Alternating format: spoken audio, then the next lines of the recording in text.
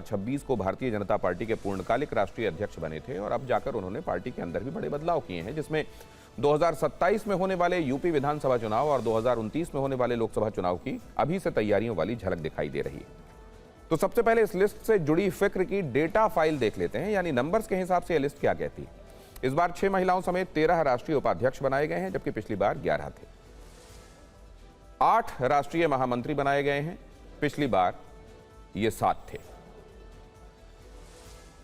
इस बार जैसा मैंने आपको बताया, एक बार फिर से रिकैप कर देता हूं, 6 महिलाओं समेत 13 राष्ट्रीय उपाध्यक्ष बनाए गए हैं, पिछली बार 11। राष्ट्रीय महामंत्री इस बार 8 बनाए गए हैं, पिछली बार 7 थे। राष्ट्रीय मंत्री बनाए गए हैं इस बार 16, पिछली बार 11 थे।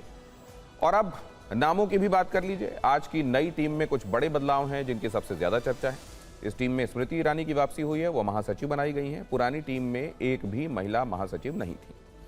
संघ के प्रचारक रहे लेखक और चिंतक राम माधव की उपाध्यक्ष के रूप में वापसी हुई है। और सबसे बड़ा बदलाव भारतीय जनता पार्टी की मीडिया और सोशल मीडिया टीम में दिखाई देता है। अनिल बलूनी को बरकरार रखा गया है, लेकिन उनके साथ सह प्रभारी रहे संजय मयूख को हटाया गया है। अमित मालवीय की जगह दीपक म्हास्के को सोशल मीडिया संयोजक बनाया गया है, यानी अमित मालवीय की इस पद से छुट्टी कर दी गई है। म्हास्के की पहचान सिर्फ राजनीतिक संगठनकर्ता के तौर पर नहीं है, वो केमिस्ट्री के प्रोफेसर भी रह चुके हैं। चुनावी डेटा एनालिसिस, कृषि, सरकारी योजनाओं और पब्लिक सेक्टर में काम का अनुभव रखते हैं। वाणिज्य मंत्री पीयूष गोयल भी संगठन में लौटे हैं। राजेश अग्रवाल की जगह उन्हें कोषाध्यक्ष बनाया गया है। राजेश अग्रवाल बीते 12 वर्षों से पार्टी का फाइनेंस डिपार्टमेंट देख रहे थे, लेकिन अब सवाल उठ रहा है कि पीयूष गोयल को यह जिम्मेदारी मिलने से क्या उनका केंद्रीय मंत्री पद बरकरार रहेगा। इस पर तस्वीर अभी साफ होना बाकी है। इसके अलावा युवा मोर्चा के अध्यक्ष तेजस्वी सूर्या की विदाई हो गई है, उनकी जगह गुजरात के हिमांग जोशी को यह जिम्मेदारी मिली है। युवा मोर्चा के अलावा महिला मोर्चा, ओबीसी मोर्चा, किसान मोर्चा, एससी मोर्चा, एसटी मोर्चा और अल्पसंख्यक मोर्चा के अध्यक्ष भी बदल दिए गए हैं। राजकुमार चहर की जगह बंसीलाल गुर्जर को किसान मोर्चा का अध्यक्ष बनाया गया है। लाल सिंह आर्य की जगह शिवेश कुमार राम को अनुसूचित जाति मोर्चा का अध्यक्ष बनाया गया है। समीर ओरांव की जगह डॉक्टर मन्ना लाल रावत को अनुसूचित जनजाति मोर्चा का अध्यक्ष बनाया गया है। के लक्ष्मण की जगह अमरपाल मौर्य को ओबीसी मोर्चा का अध्यक्ष बनाया गया है। वनति श्रीनिवासन की जगह रूप चौधरी को महिला मोर्चा का अध्यक्ष बनाया गया है। जमाल सिद्दीकी की जगह कुंवर बासित अली को अल्पसंख्यक मोर्चा का अध्यक्ष बनाया गया है।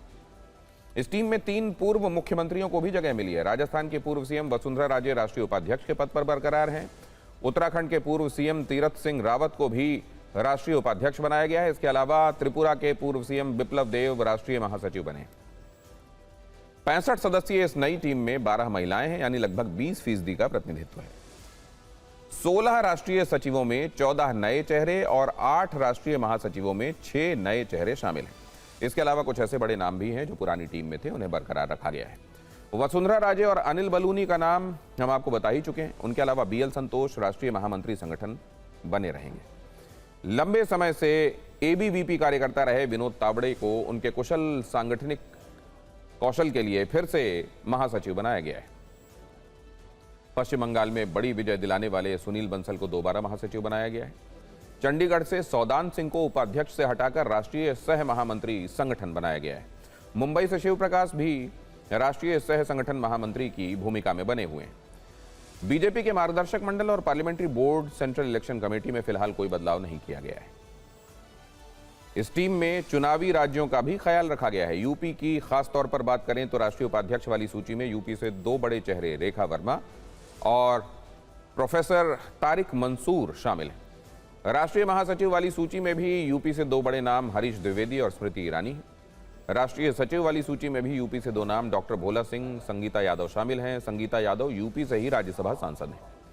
हमने इस लिस्ट को और डिकोड किया तो पता यह भी चला कि महिला प्रतिनिधित्व में उत्तर प्रदेश ही सबसे आगे है, जहां से रेखा वर्मा, स्मृति ईरानी और संगीता यादव को बड़ी जिम्मेदारी मिली है। यूपी से अमरपाल मौर्य ओबीसी मोर्चा अध्यक्ष बनाए गए हैं। इसी तरह से अल्पसंख्यक मोर्चा के अध्यक्ष कुंवर बासित अली भी यूपी से ही हैं। अब सुनते हैं बीजेपी कार्यकारिणी में हुए इस बदलाव पर पार्टी के बड़े नेताओं की प्रतिक्रिया क्या आई है।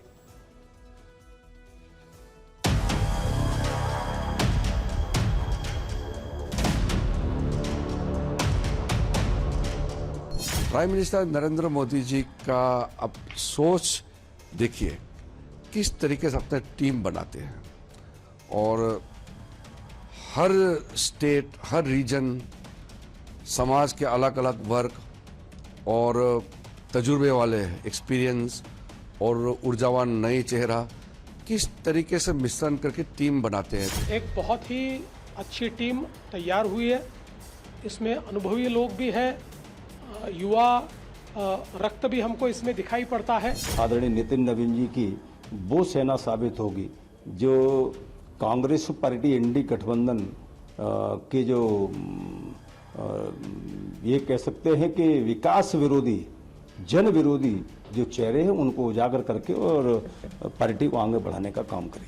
नए लक्ष्यों के साथ में देश भर में भारतीय जनता पार्टी की सरकार की योजनाएं नीचे तक पहुंचे और संगठन का विस्तार हो, ये तमाम विषयों को लेकर पार्टी ने संगठन में दायित्व दिया है। जिन लोगों ने मुझे ये दायित्व दिलाने में जो अपने कर्तव्य निभाए, उन लोगों का मैं दिल से शुक्रिया अदा करती हूँ, बहुत आभार व्यक्त करती हूँ। प्रायोरिटीज भारतीय जनता पार्टी की बिल्कुल स्पष्ट रहती है कि जनता की सेवा के लिए भारतीय जनता पार्टी को चुनाव जीतना है और प्रण प्राण से सोशल मीडिया के माध्यम से हम और हमारी पूरी टीम इसमें काम करेगी। मुझे लगता है कि कांग्रेस तो छोड़िए, आप पूरे देश को फर्क नहीं पड़ रहा है। आप टीमें जितनी बदल लें कि जो आपका 12-13 साल का जो फेलियर है ना, तो अब ये टीम बदलने से नहीं जाएगा।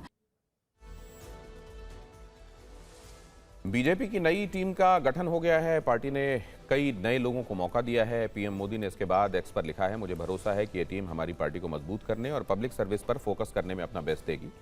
वैसे बीजेपी की इस टीम में एक बात और खास है, 65 सदस्यीय इस टीम में संगठन के पुराने और अनुभवी चेहरों को बनाए रखने के साथ बड़ी संख्या में नए चेहरों को जिम्मेदारी मिली है। पुरानी टीम में कुल 43 नाम थे, इनमें से सिर्फ 14 इस नई टीम में भी बरकरार हैं, जबकि 29 पुराने नाम नई टीम से बाहर हो गए हैं। दूसरी तरफ नई टीम में कुल 65 नाम शामिल किए गए हैं और इनमें से 51 चेहरे ऐसे हैं जो पुरानी टीम में बिल्कुल नहीं थे। पुरानी टीम से करीब 32.6% नामों को बरकरार रखा गया है, जबकि 67.4% चेहरे अब नई टीम का हिस्सा नहीं है। नई टीम में करीब 78.5% चेहरे नए। बीजेपी अध्यक्ष नितिन नवीन खुद अपेक्षाकृत युवा राष्ट्रीय अध्यक्ष हैं, ऐसे में उनकी टीम में युवा चेहरों को आगे लाने की कवायद स्वाभाविक लगती है। हालांकि टीम में अनुभवी और उम्रदराज नेताओं को भी अहम जिम्मेदारियां मिली हैं। देश में अगला लोकसभा चुनाव 2029 में होना है, तब तक जेनजी की हिस्सेदारी मतदाताओं में और बढ़ेगी। ऐसे में बीजेपी के सामने चुनौती सिर्फ अगला चुनाव जीतने की नहीं है, बल्कि आने वाले दशक के लिए नेतृत्व की अगली पीढ़ी तैयार करने की भी है। राजनीति में युवा अवस्था कुछ देर से आती है। 50 की उम्र भी राजनीति में ज्यादा उम्र नहीं मानी जाती। ऐसी स्थिति में बीजेपी ने उन